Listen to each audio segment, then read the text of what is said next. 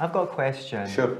What if what brings you the most happiness is doing things for other people, bringing happiness to others? So it really depends. If you could show that is rationally, that is truly the case, that it's not motivated by some sense of guilt as a consequence of the fact that we're all brought up with altruistic parents and an altruistic society. But it truly is. You get satisfaction from being, and it could be, for example, that you choose to be a teacher because you love to convey knowledge to other people, and part of what you're getting is that reflection back of the knowledge. Or you could be, there's nothing in objectivism that says you can't be a social worker, right, who helps poor people get back on their feet, but not a social worker like Mother Teresa, who keeps people poor, just prevents them from dying. But imagine if you took social work seriously, and you literally took poor people and helped them get on their feet and become productive human beings and become moral human beings and be successful with their life. Then absolutely, I mean, there's no contradiction between being a doctor and being an objectivist, of course, even though doctors help people. I mean, every profession, every way in which we create value involves other people, right? What does business do? We make a lot of money? No. We make a lot of money by doing what? Providing services and goods that other people want that improve the lives of other people. Now, that might not be our initial motivation, but that's the only way to be successful. So I think a lot of entrepreneurs are motivated by creating things that will serve others. Absolutely, but I don't think anybody really thinks about that. I mean, they don't think in terms of serving others. Not really, not at the end of the day. What do they think of? They think of the challenge of what they're trying to create. They think of the fun of it. Steve Jobs did not wake up every morning and say, how can I make the life of Yaron better? He didn't give one iota about me. He woke up every morning thinking, how can I make beautiful, efficient, productive, amazing stuff that people will enjoy?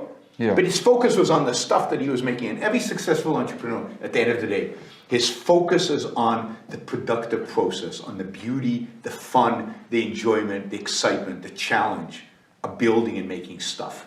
And yes, it helps other people, and that's satisfying, but that's not what drives them.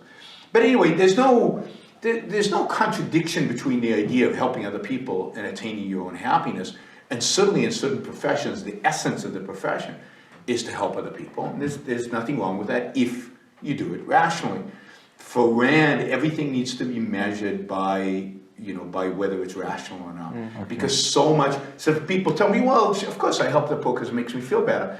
But I always ask them, why does it make you feel better?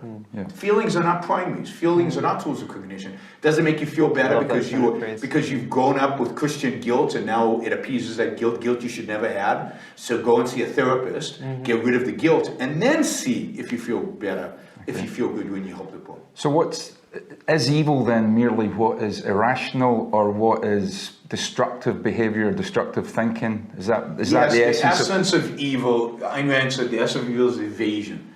It's ignoring truth and facts and your rational faculties. Yes, the irrational is not the mistaken. Mistaken, everybody can make mistakes. That you don't place moral judgment on a mistake. But the irrational, which is evasive, which rejects facts or ignores facts or chooses not to focus on facts and reality, that is the essence of evil. And every other evil is a consequence of that act of evasion.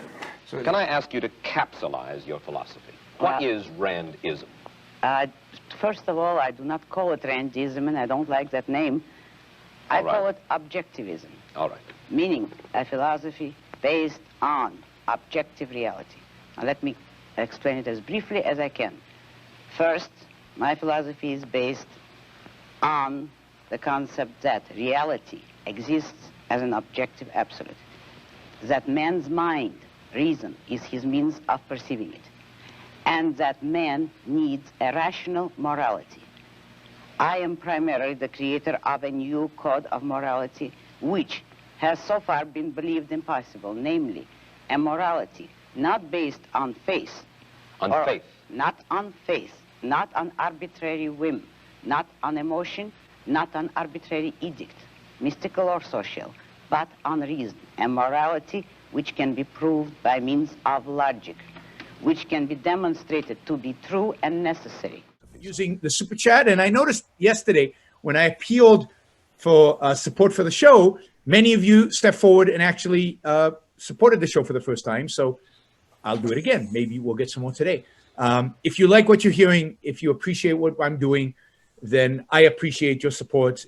Those of you who don't yet support the show, please take this opportunity. Go to yaronbrookshow.com/support or go to subscribestar.com, Yaron Brook Show, and make a kind of a monthly contribution to keep this going.